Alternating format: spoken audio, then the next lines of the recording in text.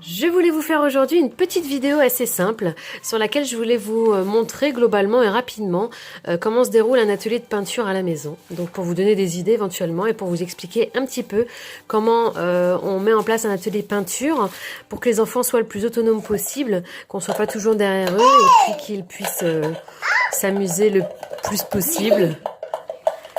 Et ne pas être toujours frustré par les parents. Fais pas ci, fais pas ça, attention à ci, attention à pas salir ça, voilà.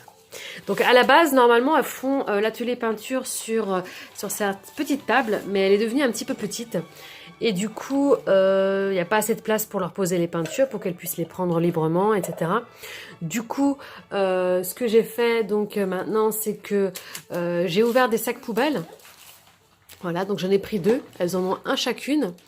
Du coup, elles sont au sol. Et de cette façon, donc je les ai positionnées en angle droit. Donc de cette façon, elles sont pas tout à fait côte à côte, donc elles vont pas forcément toujours se chamailler, se disputer. Et il y a le pot avec l'ensemble des peintures qui est entre les deux. Le bocal pour nettoyer le pinceau qui est juste là. Et elles ont chacune leur feuille pour réaliser leur activité en toute autonomie. Donc là, on a le pot avec l'ensemble des couleurs et des peintures. Donc elles sont très faciles à appliquer. Voilà. Donc elles peuvent les utiliser assez librement parce que c'est facile à appliquer. On a des plus gros pots, donc c'est toujours le même principe. J'aime pas les gros pots où on verse. Là, au moins, elles appuient et puis c'est un peu plus précis du coup.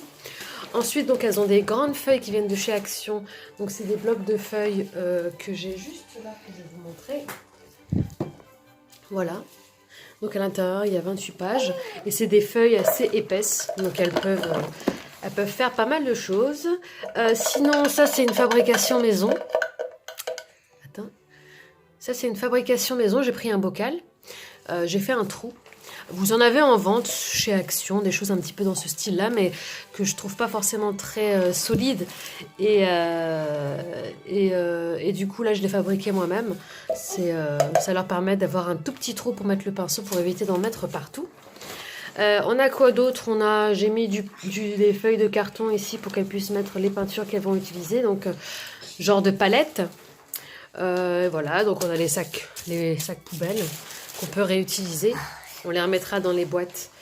Elles ont leur tablier. Voilà. Et puis voilà, donc elles sont plus autonomes que si c'était moi qui devais leur donner les peintures, si c'était moi qui devais faire leur mettre la peinture sur le papier. Donc elles sont très autonomes là-dessus. Et voilà, donc ça leur permet de faire vraiment un petit peu ce qu'elles veulent quand elles veulent faire de la peinture libre. Quand c'est un atelier dirigé, c'est autre chose. Mais là, bon, on va dire que c'est libre. Et du coup, elles sont un petit peu plus autonomes.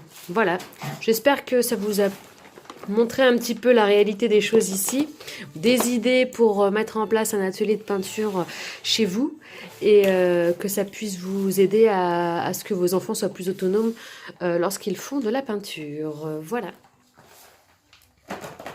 T'arrives pas à l'ouvrir? Je l'ouvre? Oui. Fais voir.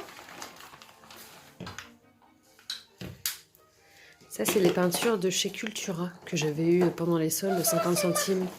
Mais pas trop, hein. Tu mets sur ton papier? Tu en mets pas trop? Est-ce que c'est beau, maman? Oui, t'as mis plein de couleurs, c'est ça? Stop. J'ai fait une Stop, pluie stop, stop. arc-en-ciel. Une pluie arc-en-ciel. Et moi, une couleur. Tiens, non, la coquille de ambre.